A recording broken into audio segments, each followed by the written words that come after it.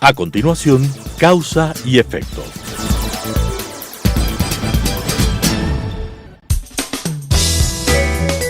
Clasificación B, bajo supervisión de un adulto.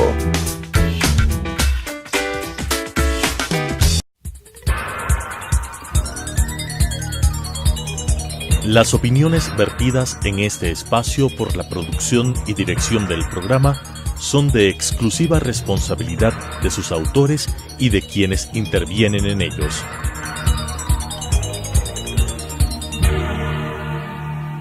Telesucesos Canal 29 UHF presenta Causa y Efecto. Los efectos en política y economía analizados desde su causa, con la conducción de Diego Ordóñez. Causa y Efecto. Bienvenidos a Causa y Efecto, los efectos en la política y en la economía analizados desde las causas.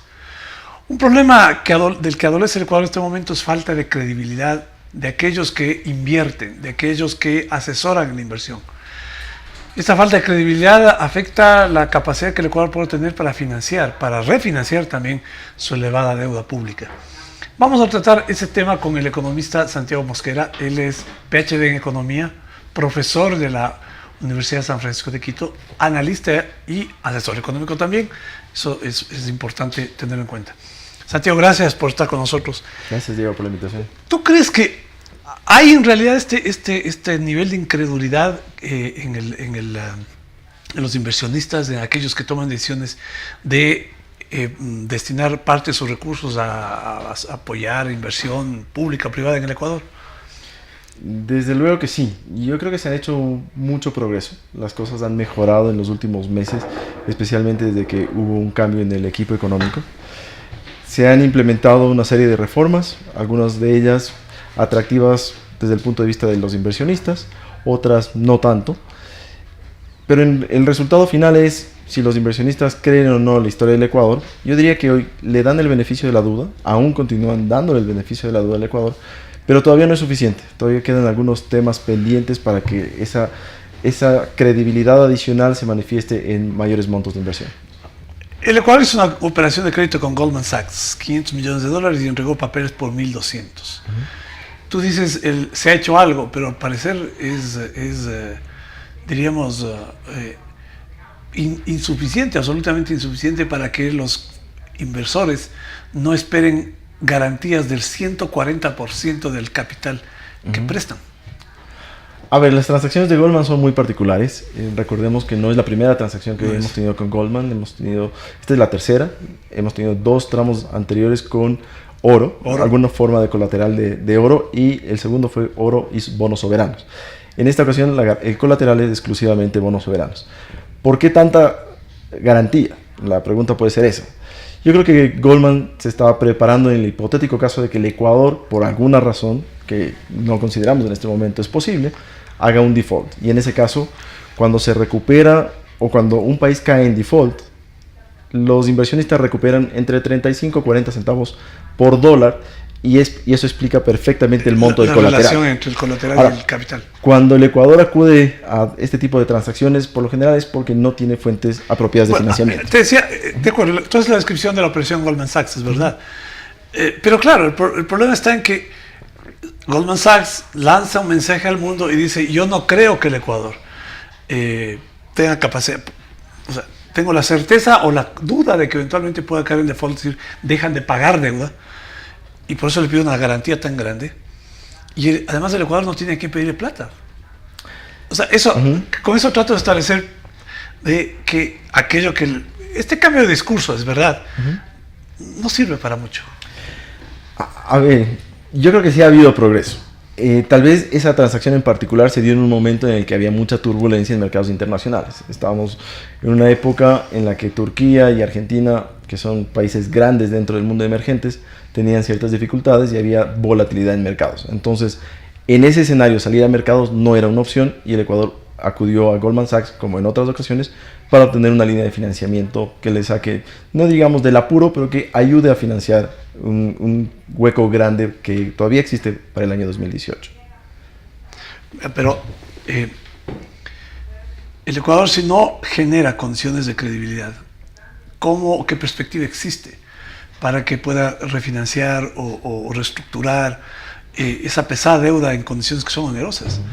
Yo revisé hace unos días, o creo que el día de ayer, un detalle sobre los vencimientos que el Ecuador tiene que cubrir hasta el 2020. Y no se ve que pueda existir los suficientes recursos como para librar esas obligaciones. Los más graves vienen después del 2020, pero llegar al 2020 es un desafío. Ya es un desafío. Correcto. Llevar al 2020. ¿Cómo hacer? Refinanciar es una cosa, Sí. financiar es otra. Y pensemos primero los problemas de corto plazo. El corto plazo es cómo cerramos el 2018. El 2018 se lo puede cerrar con una combinación de alguna línea de financiamiento adicional, una reducción en la ejecución del presupuesto y posiblemente en casos de necesidad urgente algo de atrasos con el sector privado. Pero llegamos al 1 de enero y ese es el problema. Antes de que quisiera empezar a hacer por partes lo que acabas de decir, porque lo que acabas de decir es, visto en lo que significa cada cosa, son tareas muy, muy grandes. Tú dices algún trabajo de recorte presupuestario. Correcto. Ya, el Ecuador ha recortado gasto de inversión. Me parece que 1.200, 1.500 millones de dólares gasto de inversión. Eso que me parece a mí es el corte más perjudicial, porque afecta también la economía. Porque En el largo plazo, claro, sí. ¿En qué más puede recortar? Si el gobierno quiere recortar, pues. Si el problema fundamental es que el gobierno no quiere recortar más gasto, porque está con este discurso medio socialistoide del efecto social, y en eso nos quedamos. Hubo una discusión sobre eliminen subsidios, nos quedamos como decían... Con el costo y no con el beneficio, sí, es cierto. Nos quedamos con el costo y no el beneficio, es el parto de los montes, ¿no? Todo este escándalo para 10 centavos de incremento al diésel y 70 centavos a la gasolina, súper. El gobierno no está haciendo su tarea. La tarea no puede darse mucho más en el lado de gasto de capital, es cierto, ha habido un recorte importante, tiene implicaciones en el mediano plazo en temas de crecimiento. El grueso es el gasto corriente, y dentro del gasto corriente, salarios del sector público representan 9.000 millones de dólares. Intereses incluye, porque... Sí, intereses son 2.500 millones de dólares, pero el grueso es qué hacemos con los servidores públicos. El gobierno políticamente no puede vender que está haciendo recortes en el tamaño de la burocracia, pero sí está ocurriendo. Lo que el gobierno está haciendo es permitiendo que aquellos contratos de tiempo vencido, el momento de que expire ese contrato, no son renovados, y para eso ha habido también un decreto del ministro de Pero el decreto, el acuerdo del ministro de Trabajo dice, salvo el caso que sea necesario. Así es. Lo cual quiere decir se abre una puerta, hay una abierta puerta. Además, la perspectiva de disminución dicha por el mismo ministro de Trabajo era de 900 empleados. La burocracia son más de 500.000. El tamaño, te doy un poco de perspectiva, son 500.000 empleados del sector público, de los cuales 171.000 empleados no tienen un contrato permanente y no tienen nombramiento. Es decir, que si tienes que cortar en algún sitio, deberían ser en aquellos trabajadores que están con un contrato vigente. El momento que se expire ese contrato, deberían ser... Deberían. Salvo que sea necesario. Pero del 170.000 que tú mencionas, el ministro preveía reducir 900. Es decir, lanzar una gota en el desierto. Si no estoy equivocado, ese comentario se refería a la reestructuración de ministerios. ¿Cuántos saldrían por ese tipo de reestructuración? Pero igual no se ha dicho cuál va a ser la perspectiva en eliminación del trabajo de los temporales. Es que no es políticamente viable. Pero es algo que no lo puedes decir políticamente. No, de acuerdo, pero digamos que tampoco ha sucedido. Yo creo que está sucediendo y lo vamos a empezar a ver en cifras. Esperamos. Bueno, si el gasto corriente sube, la plantilla laboral crece en 4% en el primer semestre. Así es. Parecería entonces que no está pasando lo que se espera suceda, ¿no? Yo creo que, al igual que en mercados internacionales, todos estamos a la espera de que las cifras empiecen a mostrar que efectivamente hay una disciplina fiscal mucho más fuerte. Pero lo que te quiero plantear a ti como analista y digamos, porque tú analizas lo que pasa y sobre todo lo que va a pasar. Lo que va a pasar, claro. En perspectiva. En las circunstancias de un gobierno débil, que se ha debilitado penosamente, de un gobierno que no se le ve con un sólido frente económico. La perspectiva es que haga los ajustes necesarios para que el Ecuador pueda tener esa capacidad de captar recursos para aliviar sus problemas fiscales. Vuelvo al tema de... Cerramos el 2018. Ya. El desafío viene con el próximo año. Pero en esa perspectiva te planteo, ¿sí? ¿Qué hay para adelante?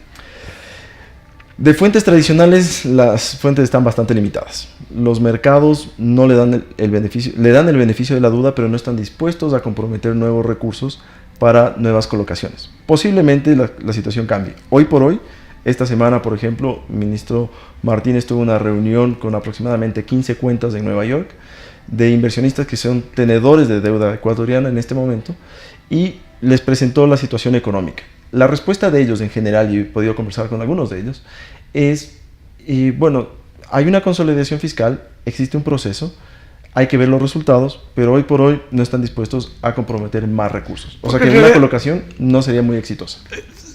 No sé si se refiere a eso, el artículo de Bloomberg, que refiere una exposición del ministro Martínez, en la que dice muchas cosas, ¿no? Muchas cosas que se dicen internamente. La perspectiva de mirar a ese sector privado, la idea de modificar el modelo estatista por dejar que funcione el mercado, en fin. Pero lo que tú dices respecto a la reacción es un poco la reacción, digamos, en términos políticos, polite, pero no todavía la decisión de que en el Ecuador se convierta en un país de inversión. Desde el punto de vista de inversión extranjera directa están pasando algunas cosas.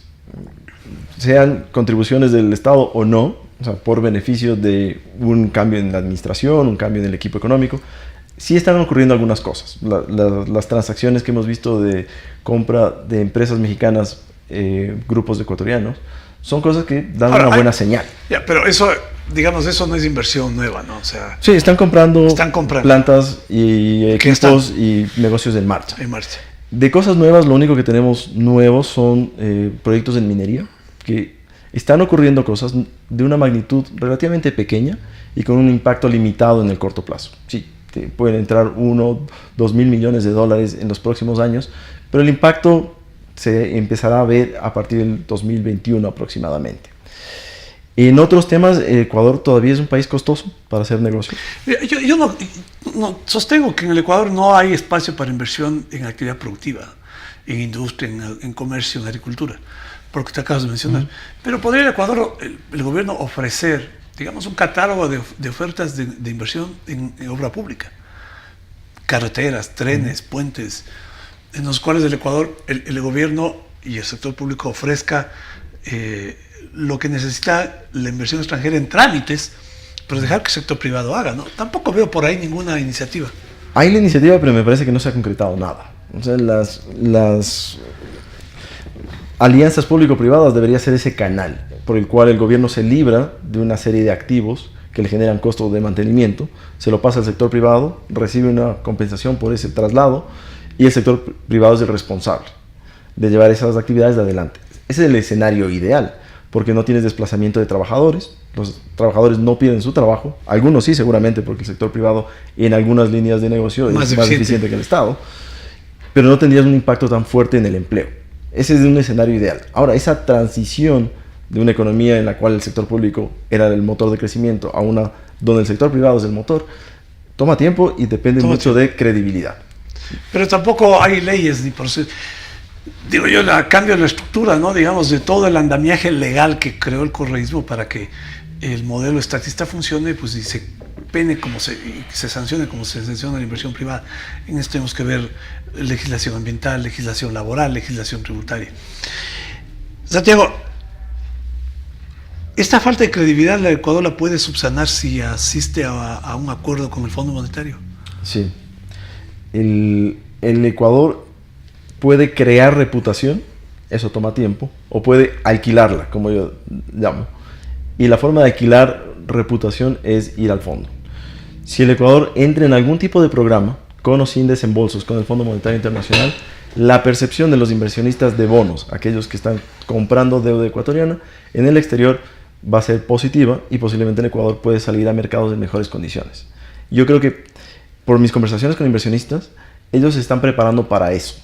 Los que ya tienen posición están esperando a que el Ecuador entre en algo con el fondo y haya una apreciación y ellos hagan una ganancia. Los que mantienen posición son los que son tenedores de deuda ecuatoriana. Esos tenedores de deuda ya perdieron ahora. Depende.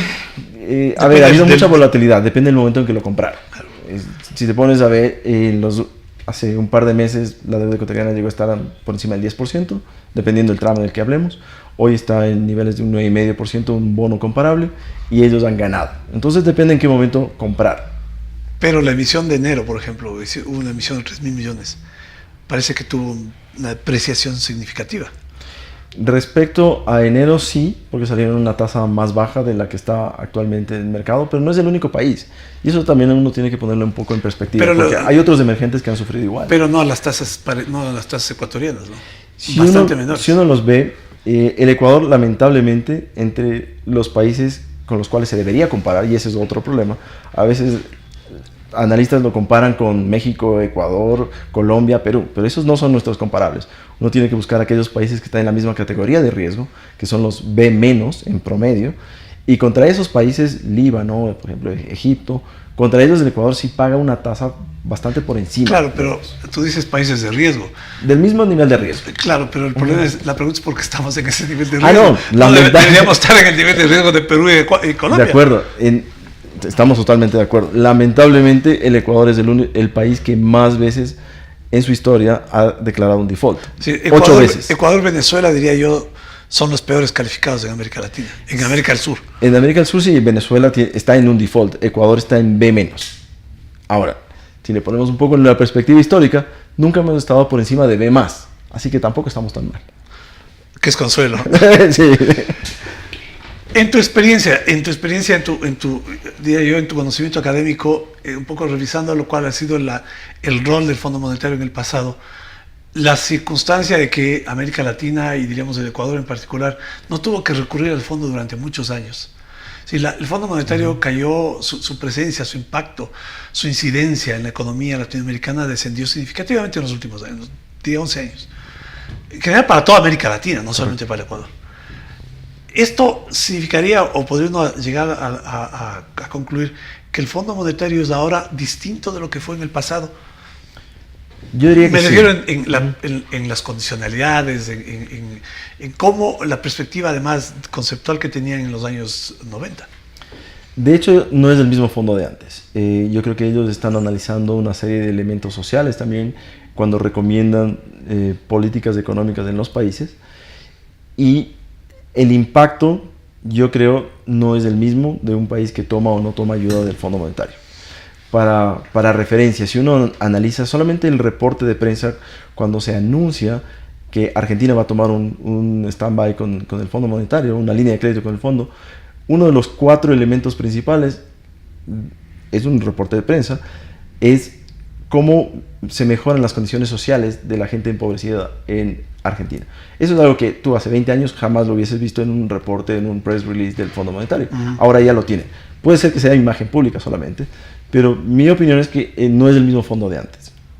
Pero en cuanto a lo que se refiere a, digamos, subsanar los efectos de pobreza, ¿qué medidas son las que recomienda el fondo? Digamos en Argentina, ¿qué se esperaría que el gobierno de Macri haga cuando, bueno, ya tiene un acuerdo con el fondo, ¿no?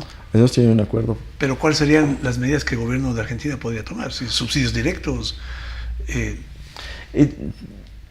Es como generar mayor nivel de crecimiento incluyente para que personas que inclusive han estado fuera del mercado laboral por mucho tiempo se lleguen a integrar. O sea, ese tipo de medidas se trata de buscar. En el caso de Ecuador, nosotros no tenemos ese tipo de distorsiones.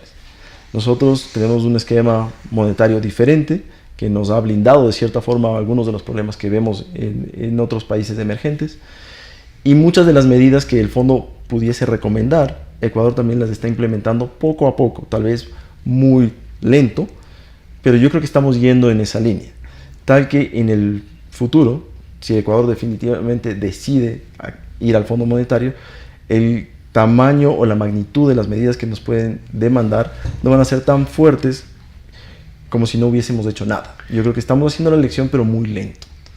Una valoración tuya es, ¿por qué crees que el gobierno no decide entrar en conversaciones con el Fondo Monetario? Cuando uno les escucha a algunas personas del gobierno, ellos han dicho, mientras el Ecuador tenga algún tipo de financiamiento, no necesitamos ir al fondo. Y lo ha dicho públicamente a inversionistas en ¿Y conference cuál es el calls. financiamiento que tiene? Hoy por hoy, ese tipo de líneas como la de Goldman son salvavidas que al gobierno le dan cierta liquidez, y por ese tipo de líneas de crédito no van directamente al fondo, porque algún tipo de financiamiento todavía está No sé disponible. si es pedirte mucho, pero no puedes dar una valoración, una respuesta en ese sentido. Es decir, si estoy entregando una garantía por 140%, recibo el capital de 500, doy 1.200, pues ese nivel de financiamiento no es el apropiado, es precisamente porque no tenemos credibilidad. Correcto. Todavía quedan esas boyas disponibles. Pero Ahora, ¿cuántas más? creo que están limitadas. Hay que ver qué es lo que ocurre con el nuevo viaje del presidente y del equipo a China. Hay que ver qué tipo de financiamiento van a conseguir.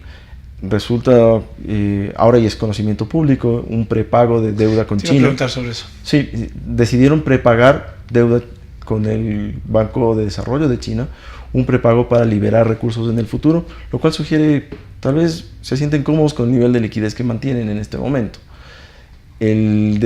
Puede ser también una señal que en diciembre se hará una nueva negociación por nuevas líneas de crédito con China, Pero como ya ocurrió en el pasado. uno de los principales problemas que se advertía en las líneas de crédito, en los negocios de crédito que se hacían con China, eran las altas tasas y las garantías. Correcto. Supongo yo que la decisión de pagar o de anticipar el pago del crédito, me parece que es 260 millones que están pagando, es por reducir el impacto que tiene eso en la tasa de interés. No tengo que pagar más interés. Pero ¿para qué voy a China si sé exactamente qué es lo que me van a volver a decir? ¿Sí? ¿Por qué no pensar o consolidar un acuerdo con el fondo que le permita al gobierno pues ir a lo que tú decías hace un momento, a las fuentes tradicionales? Yo creo que el acuerdo con el fondo está en el tapete. Yo creo que podemos estar más cerca de llegar a un acuerdo con ellos, con el fondo, en dos escenarios. Uno, que efectivamente no haya liquidez a partir de enero. Tradicionalmente de Ecuador, y esto es algo que se ha repetido casi todos los años, enero es un mes malo en términos de recaudación y el gobierno tiene que arrancar el año ejecutando presupuesto. Entonces, tradicionalmente hay un desembolso importante vía emisión de bonos o con créditos directos bilaterales en el mes de enero. Hay que ver cómo arrancamos el próximo año. Si no hay esa liquidez y estamos vamos a estar en primer trimestre electoral, entonces el gobierno necesita cierto nivel de liquidez. Si eso no está allí, el acceder a algo con el fondo después de las elecciones creo que es más probable. Pero, ¿por qué después de las elecciones? Porque antes no suena tan bien, políticamente. Pero yo recuerdo que el plan de gobierno del candidato Paco Moncayo, que venía acompañado de la izquierda, incorporaba la opción de ir al Fondo Monetario. Porque objetivamente se reconocía que pues, no hay otra manera de recobrar la credibilidad que el Ecuador perdió durante los años de Correa. ¿Por qué sería inconveniente políticamente? Yo esta parte no entiendo de esta actitud lenta del equipo económico, ¿no? Tal vez es la plataforma política que eligió a Lenín Moreno. O sea, No él ves iba ahí, acompañado de ellos. saliendo un poco de lo puramente económico, porque hay un componente político ahí. El alcalde Nebot ha dicho que un no a rajatabla de un acuerdo con el Fondo Monetario. Probablemente no supera el resentimiento que Nebot tiene de cuando el director gerente en el año 99, Camdesú, le dijo que era un absurdo su propuesta, que era una absurda propuesta, la del 1% de transacciones financieras en sustitución del impuesto a la renta. ¿Ves por ahí alguna interferencia? Eso no es un tema puramente económico, es un tema, una interferencia política en una decisión económica. Yo creo que puede haber opiniones diferentes dentro del gobierno en este momento. Una, la del presidente, que es quien toma la decisión al final, y otra del equipo económico. Yo creo que el equipo económico ve los beneficios de acudir al Fondo Monetario, que le da ese sello de credibilidad que el Ecuador requiere.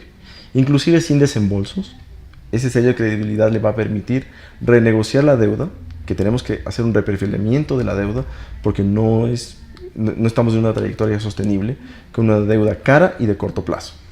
Yo creo que el equipo económico lo entiende, pero es una decisión política del presidente. Lo cual me lleva a la conclusión que es el presidente el que no entiende. O sea, el presidente Moreno es el que no está apoyando o decidido a ir al fondo. El equipo sí, pero el presidente no. Puede haber diferencias de opinión claras dentro del gobierno al respecto. Hoy por hoy yo creo que el ministro se siente cómodo, ha conseguido hacer una serie de reformas. Pero reformas que, diríamos, en términos de realidad... En términos de recaudación o en términos de resultado final, esas son las que tenemos que ver. Son muy pobres hasta ahora, ¿no? La trayectoria que busca es ambiciosa, hay que ver si se la puede conseguir. Él dijo en alguna presentación en Nueva York que la perspectiva era reducir 4% del déficit fiscal hasta el año 2018 y no había forma. Esto lo dijo en agosto. Más o menos 1.3%, $1.300 millones de ahorro por año, o de reducción del tamaño del déficit, perdón. Pero él hablaba a 4% al final del año, es decir, 4.000 millones de reducción de gasto hasta diciembre de 2018. Hasta ahora... Parece que vamos a terminar con un déficit del 4%. Pero 4.1. porque se reduce claro, el gasto. Porque se reduce el gasto. Pero se reduce el gasto de inversión. Y el gasto de inversión de alguna manera sí tiene un efecto multiplicador en la economía. Pues. No, desde luego, te estás disparando en los pies. Porque esto está afectando al crecimiento. Lo cual quiere decir que no están tomándose las medidas correctas. Santiago, apelo a tu conocimiento, a tu formación como economista. Yo asistí a un debate donde estaba el exministro de Finanzas argentino, Ricardo López Murphy, que era el único que advirtió que Argentina estaba en un colapso.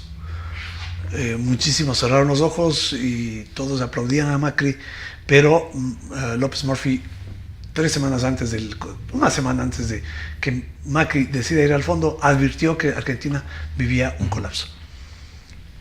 Gradualismo versus no gradualismo. La crítica, y esto ya desde el punto de vista del conocimiento académico, es Macri optó por el gradualismo pensando por razones y condiciones políticas. El gobierno ecuatoriano hace lo mismo. En términos de perspectiva, salvando la dolarización, los efectos pueden ser parecidos. Tú, desde el punto de vista digamos, un enfoque académico, en la realidad ecuatoriana, ¿crees que es la solución ser gradualista o tomar una acción más drástica? Yo creo que puedes ser gradualista, pero necesitas construir credibilidad. Y no tenemos un historial al respecto. Y este ministro y este presidente no tienen un historial al respecto. Entonces, uno puede tratar de implementar una transición hacia una economía donde el sector privado tiene su rol importante. En el trayecto vamos a tener un costo político fuerte porque la economía, las variables reales se tienen que ajustar. En Ecuador, la variable de ajuste es el mercado laboral. Y como el mercado laboral no es flexible, porque los salarios no se pueden ajustar tan fácilmente, el impacto es el número de trabajadores. Y como en el sector público no ocurre, va a ocurrir en el sector privado, como empezó a ocurrir en el 2015 y 2016. Ese es el camino que se nos viene. Lo cual significa incremento de desempleo, subempleo. Correcto. Y deterioro de las condiciones sociales. Totalmente. Es decir, el efecto de medidas timoratas, tibias, insuficientes, temerosas, no lo van a sufrir los ricos, lo van a sufrir los más pobres. Y esto es lo que, al parecer, digamos que el presidente y su equipo económico no terminan de comprender. Hemos pasado revista con el economista Santiago Mosquera sobre la situación del Ecuador, lo que él dice, la necesidad de construir credibilidad como elemento fundamental en términos de que pueda generarse flujos que ayuden a reconstruir el problema del que adolece en el Ecuador en este momento, que es un problema fiscal. Esperamos haber hecho aporte en este análisis. Ahí es un tema sobre el cual hay que seguir la pista, no es algo que podemos agotarlo ahora. Tú mismo decías, esto vamos a ver en el 2018, 19 y 20 y después más grave. Esperamos que más adelante volvamos a tener tu cooperación en este sentido. Por ahora esto es lo que tuvimos, les espero la próxima entrega.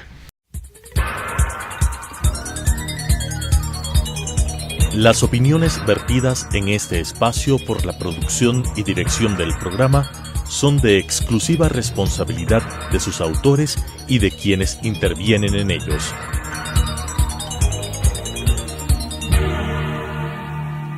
Telesucesos Canal 29 UHF presentó Causa y Efecto. Los efectos en política y economía analizados desde su causa, con la conducción de Diego Ordóñez. Causa y Efecto.